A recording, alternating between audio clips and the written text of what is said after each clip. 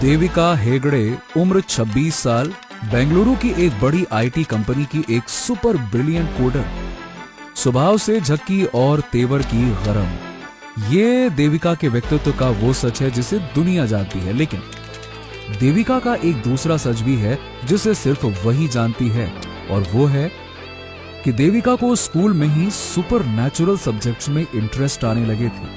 College आते आते वो इलेक्ट्रॉनिक्स फ्रीक हो गई थी और साथ में एक कंप्यूटर कोडर भी, लेकिन समय के साथ सुपर नेचुरल सब्जेक्ट्स में उसकी दिलचस्पी धीरे धीरे करके और भी बढ़ती गई। उसने इंटरनेट पर भी दुनिया के तमाम घोस्ट हंटर्स यानी कि आत्माओं को खोजने वाले लोगों पर कई साल रिसर्च किया और खुद से कई सारे इलेक्ट्रॉनिक गैजेट्स एंड मशीन्स बनाए। इन गैजेट्स एंड मशीन्स की मदद से वो आत्माओं का पता भी लगा सकती है और उन्हें कैद भी कर सकती है। देविका को पूरा यकीन था कि उस रेलवे यार्ड में किसी न किसी की आत्मा तो मौजूद है और उसी ने ये सारे के सारे खून किए हैं। देविका बाइक पर लगे मोबाइल को ट्रैक कर लोकेशन के पास पहुंची। लोकेशन एक गेट के अंदर था, पर गेट पर एक बड़ा सा ताला लटका था, यानी कि सील्ड था।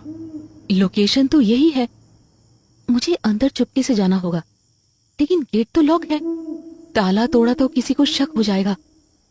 अंदर जाने का कोई दूसरा रास्ता जरूर होगा। देविका ने अपने बुलेट को थोड़ी दूरी पे पार्क किया और एक दीवार के करीब पहुंची। उसने देखा कि थोड़ी दूरी पे दीवार का एक हिस्सा टूटा हुआ है।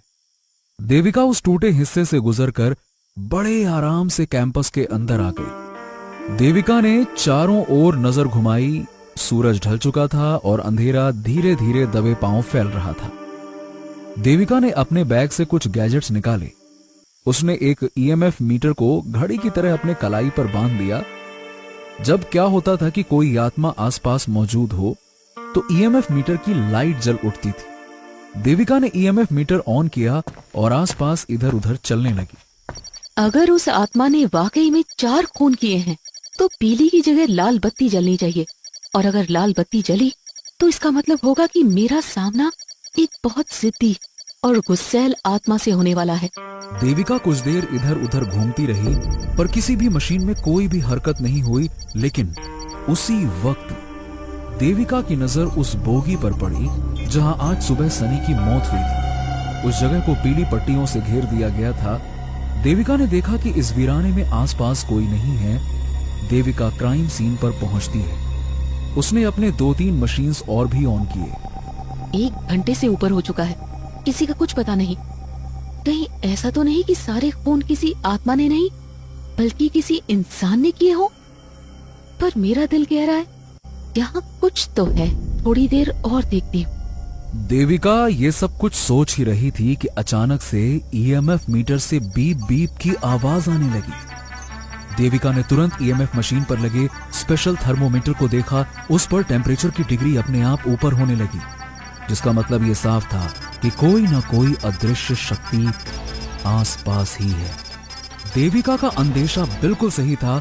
उसी वक्त ईएमएफ मीटर की सुई भी हिलने लगी और एकदम से लाल बत्ती जल उठी। देविका ने जैसे ही आत्मा को कैद करने की बात कही, उसकी मशीन अचानक से बंद हो गई। ये क्या, इसे क्या हो गया? इससे पहले कि देविका कुछ समझ पाती, अचानक से थर्मोमीटर का टेम्परेचर बेहिसाब बढ़ने लगा और उसमें आग लग गई और मशीन देविका के हाथ से नीचे गिर गई। देविका समझ चुकी थी कि आत्मा बेहद गुस्से में है और इसे काबू कर पाना आसान तो नहीं होगा। ये आत्मा बहुत गुस्से में लग रही है, मुझे इससे बात करनी पड़ेगी। देविका झट से अपने साइड बैग से एक दूसरी मशीन निकालती है। एक छोटे से रेडियो से दिखने वाले उस मशीन में देविका अलग अलग फ्रिक्वेंसी पर जाकर आत्मा से बात करने की कोशिश करती है। सुनो, अगर तुम मुझे सुन पा रहे हो तो मुझसे बात करो। मैं तुम्हें कोई नुकसान नहीं पहुंचाऊंगी, मैं वादा करती हूँ। मैं बस तुमसे बात करना चाहती हूँ। अचानक रेडियो से कुछ अजीब सी आवाजें आने लगी। देविका उस सिग्नल की दिशा में आगे बढ़ने लगी। जैसे जैसे वो आगे बढ़ रही थी, आवाज और धीरे धीरे करके साफ होती गई। तभी देविका के कानों में एक आवाज टकराई और वो आवाज किसी और की नहीं बल्कि आराध्या की थी। चली जा, चली जा। देविका ने गहरी सांस भरी। चली जाऊंगी, लेकिन उसके पहले तुम्हें मुझे ये बताना पड़ेगा कि तुम लोगों को मार क्यों रही हो और उन लोगों ने तुम्हारा बिगाड़ा क्या था। चली जाओ वरना तुम्हें भी मार डालूंगी। आराध्या की रूह गुस्से में गुर्रा रही थी, पर देविका ने भी हिम्मत दिखाई। कहा ना चली जाऊंगी, लेकिन बस एक बार तुम्हें देखना चाहती हूँ। नाम क्या है तुम्हारा? देविका के ये पूछते ही आराध्या की आवाज अचानक से खामोश हो गई। कुछ सेकंड्स के बाद सामने पटरी पर खड़ी दूसरी बोगी का दरवाजा खुला और जोर की आवाज के साथ वो धीरे धीरे खुलता गया और बोगी के अंदर की सारी बत्तियां जल उठती हैं। ये आराध्या का देविका को इशारा है। वो उसे बोगी के अंदर बुला रही थी। देविका समझ गई। उसने अपना बैग उठाया और छोटे छोटे कदमों के साथ बोगी के अंदर आ गई। देविका के बोगी के अंदर आते ही दरवाजा जोर से बंद हो गया। देविका आराध्या का सामना करने को तैयार थी कि तभी अचानक से मशीन खुद से आवाज करने लगी। देविका समझ गई कि उसके पीछे कोई है। वो धीरे से पीछे की ओर मुड़ी। सामने आराध्या खड़ी थी। दोनों के बीच मुश्किल से 1 फीट का फासला था। देविका आराध्या को देख रही थी, जो कि बेहद मासूम और खूबसूरत थी। समझ नहीं आ रहा था देविका को कि आखिरकार वो लोगों को मार क्यों रही थी। देविका ने जैसे ही उससे बात करना चाहा, आराध्या जोर से चीखी और देविका को एकदम से धक्का दे दिया।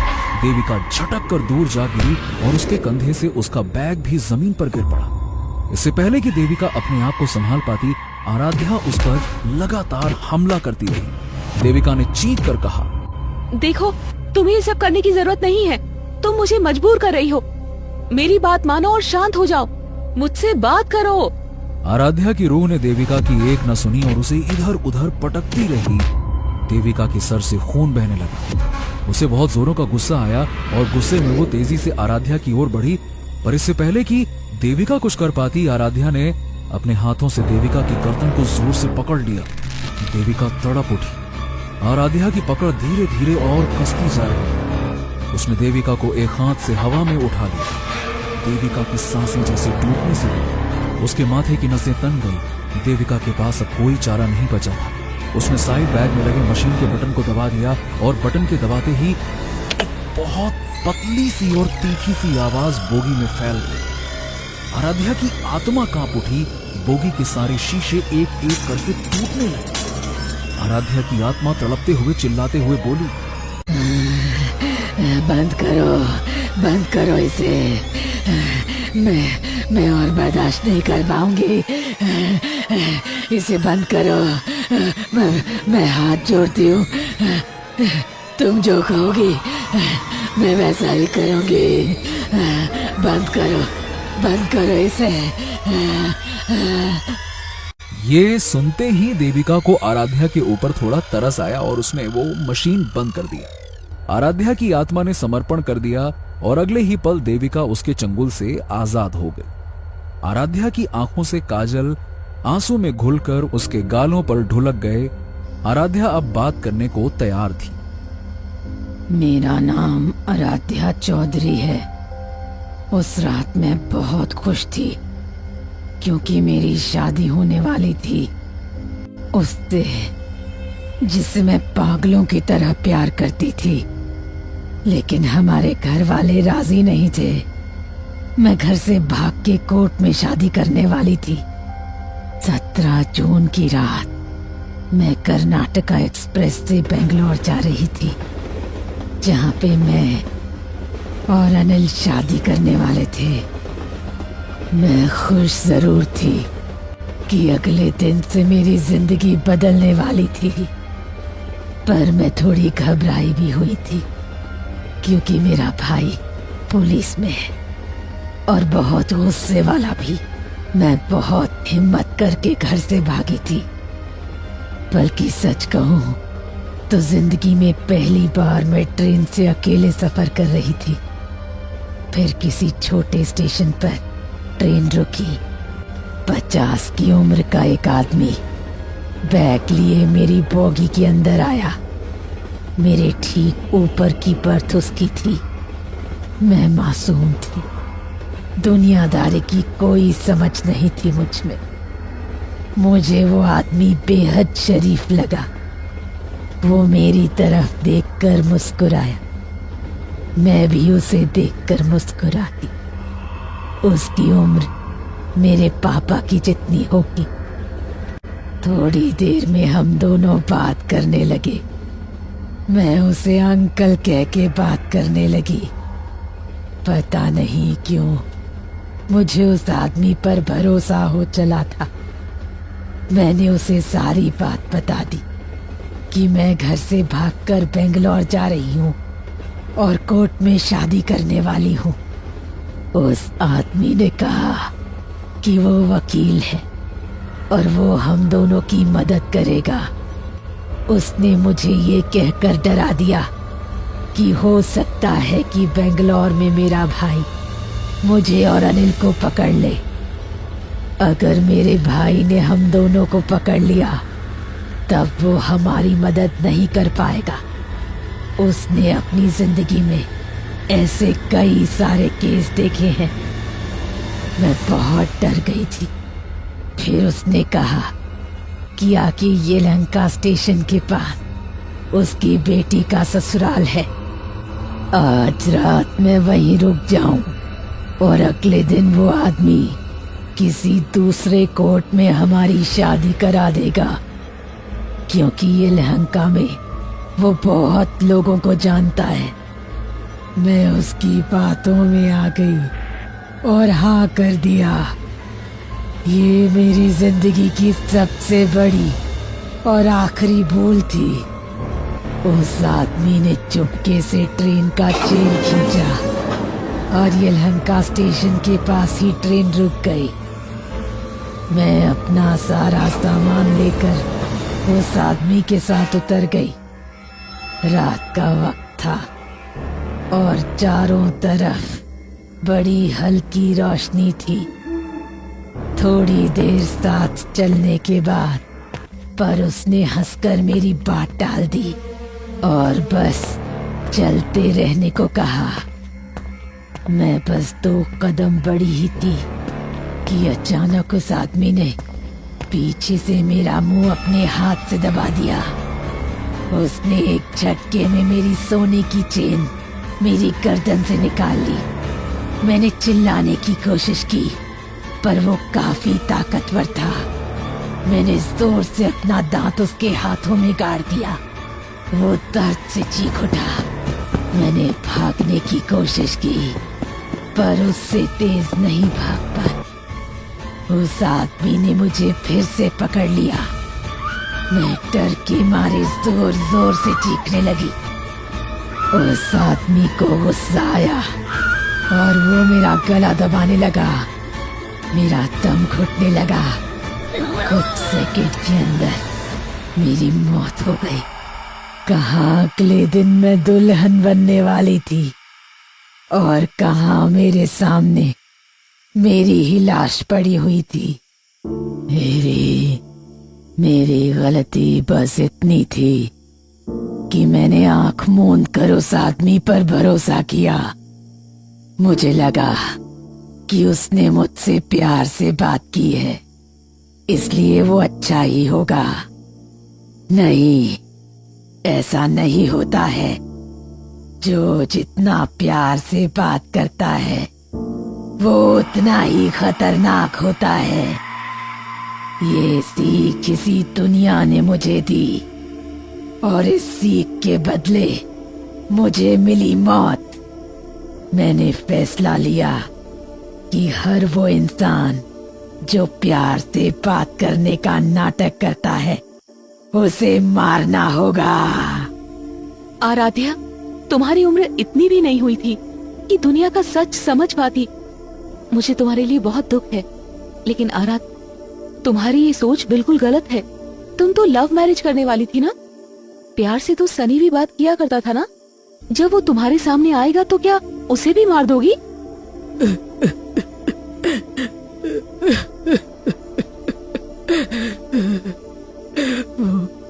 वो बेचारा अनिल। मैं जानती हूँ कि अनिल आज भी मेरा इंतजार कर रहा होगा। महीने की हर 17 तारीख को मैं इसी कर्नाटका एक्सप्रेस पर चढ़ती हूँ कि बेंगलोर पहुंचकर अनिल से मिलूंगी, पर ऐसा कभी नहीं हो सकेगा। काश मैं जानती हूँ कि अनिल आज भी मेरा इंतजार कर रहा होगा। महीने की हर 17 तारीख को मैं इसी कर्नाटका एक्सप्रेस पर चढ़ती हूँ कि बेंगलोर पहुंचकर अनिल से मिलूंगी, पर ऐसा कभी नहीं हो सकेगा। काश मैं उसे बोल पाती कि मेरा इंतजार ना करे।